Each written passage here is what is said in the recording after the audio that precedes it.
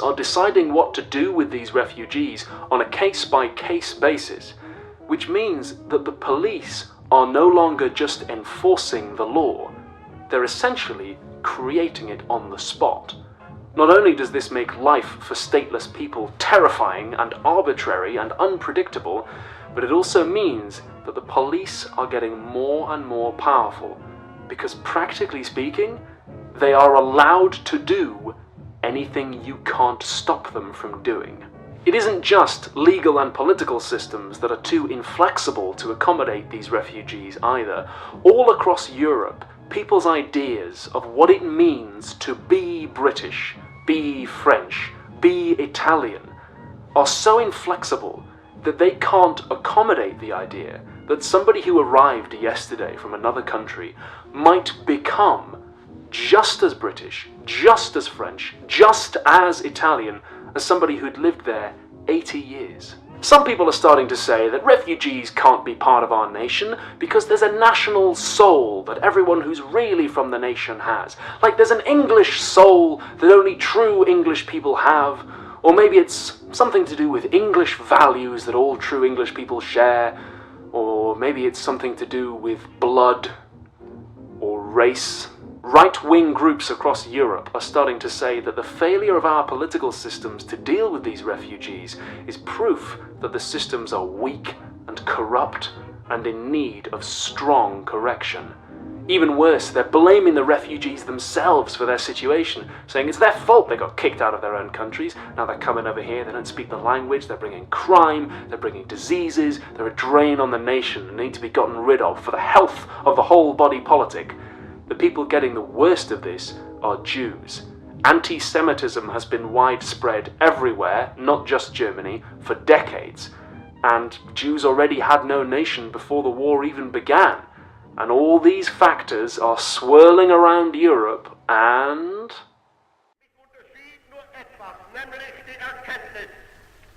dass man den Folgen dieses Verbrechens nur dann wird begegnen können, wenn man aus den Fehlern der Vergangenheit lernen will, um aus ihrer Kenntnis heraus sich die Voraussetzungen zu schaffen für die Überwindung des Folgezustands. Auf einer Ebene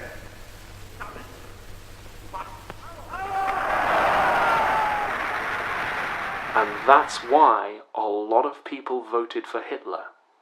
And that's why a lot of people who weren't even in Germany to vote for him supported him and collaborated with the Nazis.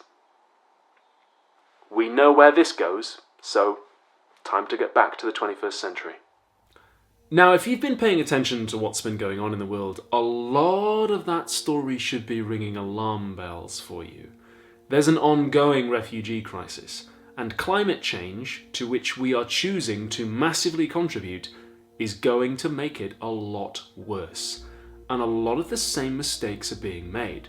For instance, we've got concentration camps where migrants are imprisoned without trial, like, for instance, Jarl's Wood, to name one of the ones that's in the UK, as well as concentration camps in Libya for migrants, which my government is spending millions of pounds funding. We've got legislation like the 2014 Immigration Act, which allows the British government to strip British citizens of their citizenship, even if that means leaving them stateless.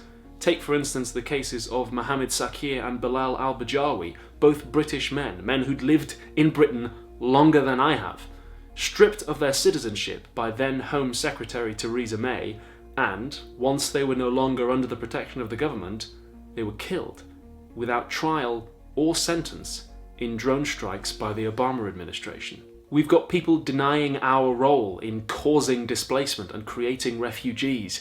At time of filming, the USA has recently announced they're going to stop accepting refugees from 5 countries that they are also bombing, creating refugees, and then refusing to help them. We've got people blaming the refugees themselves for their situation. The Daily Mail is doing that to refugees today, just like it did to Jewish refugees who were fleeing Hitler, actually. You stay classy, Daily Mail. Be very clear about this.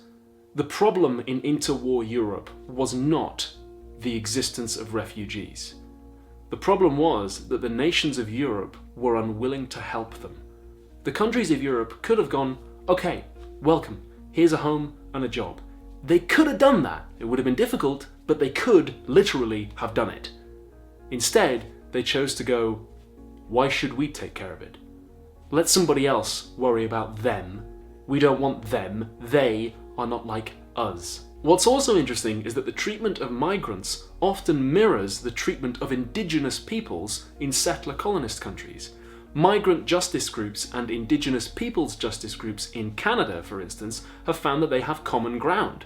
The No One Is Illegal movement in Vancouver does a lot of work with indigenous justice groups because they face a lot of the same obstacles: racism, bureaucracy, police violence, and so the resistance tactics that are good for one group are often good for the other as well. Another interesting area of overlap is with disability justice groups.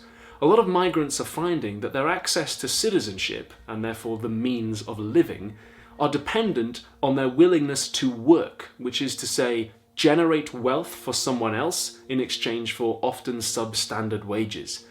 That's a story that a lot of people with disabilities can sympathize with. Alright, now, look. I know that there's this rule on the internet that if you mention the Nazis, the discussion is over, which is why I've saved this bit till last. And also, it is actually very relevant. If you ever get the chance to go to Auschwitz, you should go. Every human being should go, at least once, in my opinion.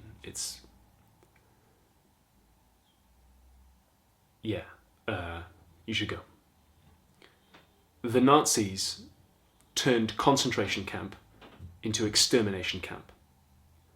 And they couldn't have done that. They couldn't have gotten in a position mentally to do that unless there was already a widespread belief that some human beings are disposable.